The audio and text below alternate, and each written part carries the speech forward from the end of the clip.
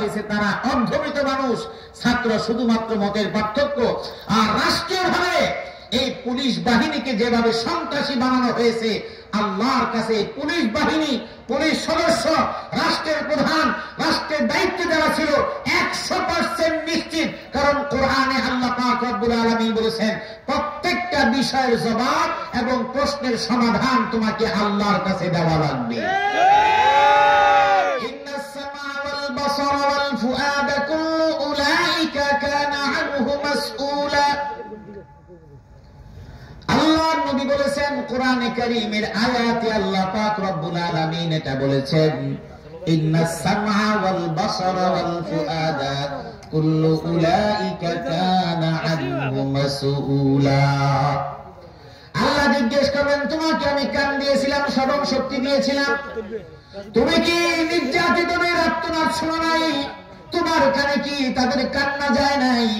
তুমি মিথ্যা মামলা দিয়ে ঘর থেকে ঘর ছাড়া করেছ। ছোট ছোট মাসুম বাচ্চারা বাবার শূন্যতা ভোগ করেছে। বিডিআর হত্যাকাণ্ডের নাম নিয়ে এই 57 জন চৌকস সেনা অফিসারকে হত্যা করার মাধ্যমে মিথ্যা নাটক সাজায় যখন বিডিআরের এই জওয়ানদেরকে দীর্ঘ 16 বছর আটকিয়ে রাখা হলো, এর জবাব আল্লাহর কাছে দেওয়া লাগবে। প্রায় 200 থেকে 250 জওয়ান। আমি গত বছরের আগের বছর আমি ফেনী পরশুরামে আমি গিয়েছিলাম মাহফিলের জন্য। যে বাড়িতে খাবারের আয়োজন করেছে ওই বাড়ির ওনাদের আবদার ছিল যে হুজুর আসবে, হুজুরের খাবারের আয়োজনটা আমাদের ঘরে হবে। উদ্দেশ্যটা কি?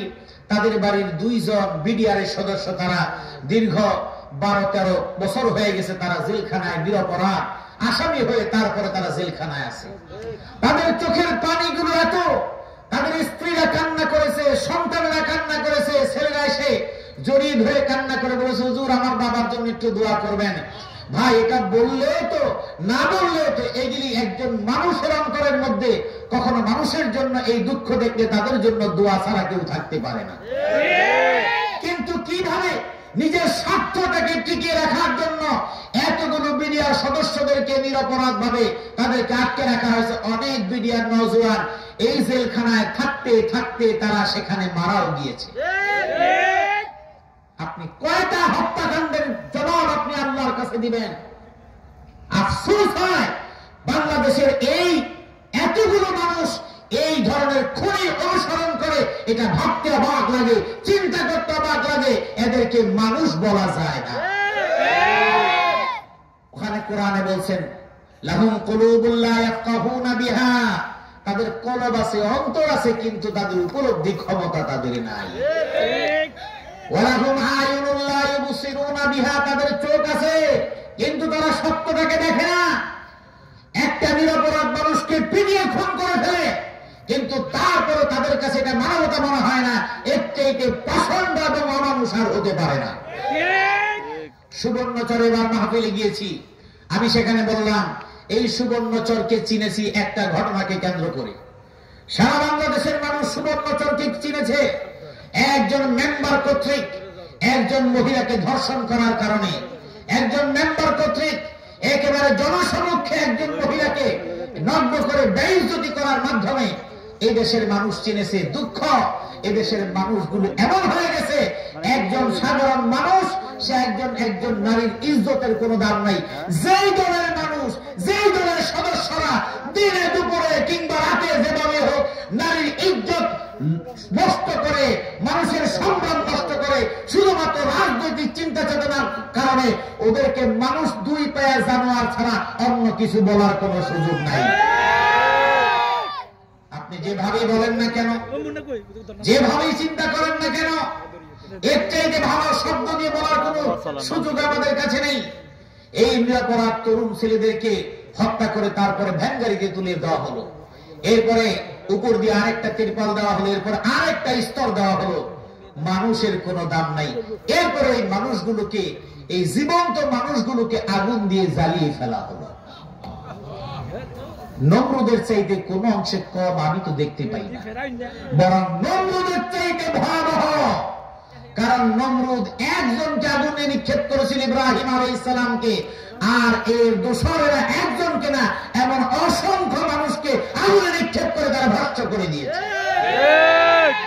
ইয়ামিন একটা ছেলে ট্যাঙ্ক থেকে ধাক্কা দিয়ে ফেলে দেওয়া হলো রাস্তার মধ্যে, দৃশ্যগুলো এখনো ফেসবুকের মধ্যে চলে।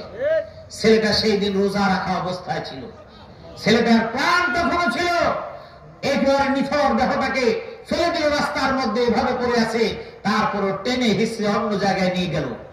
যাত্রাবাড়িতে 4-5 জন মিলে চতুর্দিকে মিলে তাকে গুলি করা হলো, গুলি করে তাকে রক্তাক্ত করা হলো, তার মৃত্যুটাকে নিশ্চিত করা হলো। পুলিশ নামের এই জানোয়ার এবং সন্ত্রাসী গুরু এই দেশটাকে জাহান্নাম বানিয়ে দিয়েছে।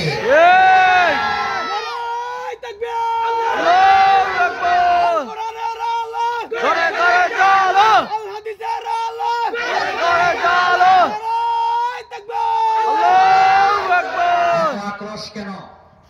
ইসলামপন্থীদেরকে ঘর ছাড়া করা হয়েছে, আলেমদেরকে কোণঠাসা করে দেওয়া হয়েছে।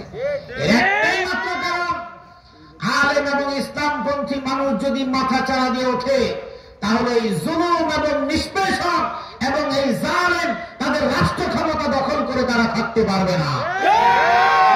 বাছাই করে সর্বপ্রথম। কিন্তু আফসোস, আমাদের আলেম সমাজ উপলব্ধি করেন না, এখনো পর্যন্ত আলেম সমাজ উপলব্ধি করতে পারছেন না। আমি আপনাদের মাধ্যমে বাংলাদেশের আলেম সমাজ এবং ইসলামপন্থী মানুষের কাছে একটা কথা বলতে চাই, সেটা হলো এই স্বাধীনতা পরবর্তী আজকে 53 থেকে 54 বছরে আমরা পদার্পণ করেছি। এই বাংলাদেশে আমরা দেখেছি রাষ্ট্রের ক্ষমতার পালাবদল হয়েছে, কিন্তু ইসলামপন্থী এবং সাধারণ জনগণের কোন ভাগ্যের সামান্যতম কোন পরিবর্তন হয় নাই। পরিবর্তন হয়েছে যে যে রাজনৈতিক দলের সুবিধাভোগী তাদেরই সুবিধা অর্জন করা হয়েছে। বর্তমানে আমরা ফেসিবাদের সাথে আমাদের অনেক বড় বড় রাজনৈতিক নেতৃবৃন্দের তাদের বক্তব্য থেকে আমরা বুঝি তারা ফেসিবাদকে সহযোগিতা করতে চান এবং তারা ফেসিবাদকে সাথে নিয়ে পথ চলতে চান। আমি আমাদের ভাইদেরকে বলছি, মাঠ পর্যায়ের কর্মী ভাইদেরকে বলছি, উপরস্থ যে বড় বড় নেতৃত্বের আসনে আছেন আপনারা মনে রাখবেন, তাদের কিন্তু কখনো কিছুই হয় না। তারা কিন্তু তাদের ঘর ভালো থাকে, সংসার ভালো থাকে, তাদের জামার ভাস নষ্ট হয় না। তারা জেলখানায় থাকলেও তারা জামায় ধরে থাকে। যেমন এখন বর্তমানে দেখতেছেন এই ফ্যাসিস্ট সরকারের যে সমস্ত খুনি সহযোগী, যেই সমস্ত মন্ত্রী পরিষদের যারা এখন জেলখানায়, তাদের চেহারা এখনো টকটকা লাল, তাদের চেহারা এখনো খুব তুলতুলে, খুব সুন্দর জামায়া বইয়ের মধ্যে তারা কিন্তু এখনো আছে। আমরা দেখেছি রিমান্ডের নামে যখন রিমান্ড দেওয়া হয়েছে তখন কোর্টে উপস্থিত করার সময় হেঁটে উপস্থিত হতে পারেন, এই কারণ পাজা কোলা দিয়ে আনতে হয়েছে, কারণ মৃত প্রায় অবস্থায় তাকে এই কোর্টে হাজিরা দিতে হয়েছে। এর কারণ 54 দিন 56 দিন এক একটা রিমান্ডের ফলে এমন অবস্থা হয়েছে এই লোকটা বাঁচবে কি বাঁচবে না তার কোনো গ্যারান্টি ছিল না। কিন্তু এখন রিমান্ড হয় কিন্তু তাদের চেহারা চকচকে ভাব যায় না। এই জন্য কর্মী ভাই যারা আছেন, আপনাদের কাছে আমি আহ্বান করছি, আপনি যেই দলের হন না কেন, ওই দলের নেতা, তাদের দিকে তাকায় আপনি যদি থাকেন জীবনে সবচেয়ে বড় ভুল করবেন। কারণ বড় বড় নেতা যারা আছেন, কারণ কোরআনবিহীন এই সমাজ ব্যবস্থায় কোরআনবিহীন রাজনীতি যারা করে তাদের নীতি নৈতিকতার কোনো আগা মাথা ঠিক নাই। প্রত্যেক অনেক অসংখ্য রাজনৈতিক নেতা যারা আছেন তাদের বৈবাহিক সম্পর্ক অন্য দলের সাথে, তারা ছেলের বিয়ে দেন, মেয়ের বিয়ে করেন, আত্মীয়তার সম্পর্ক রাখেন, কারণ সকল যুগে যেন তারা ভালো থাকতে পারেন। কিন্তু তারা ভালো থাকবেন, তারা পার্সেন্টেজ পাবেন 70 আর 30%। এক সময় তারা খাবে 70, আমরা খাবো 30, এক সময় আমরা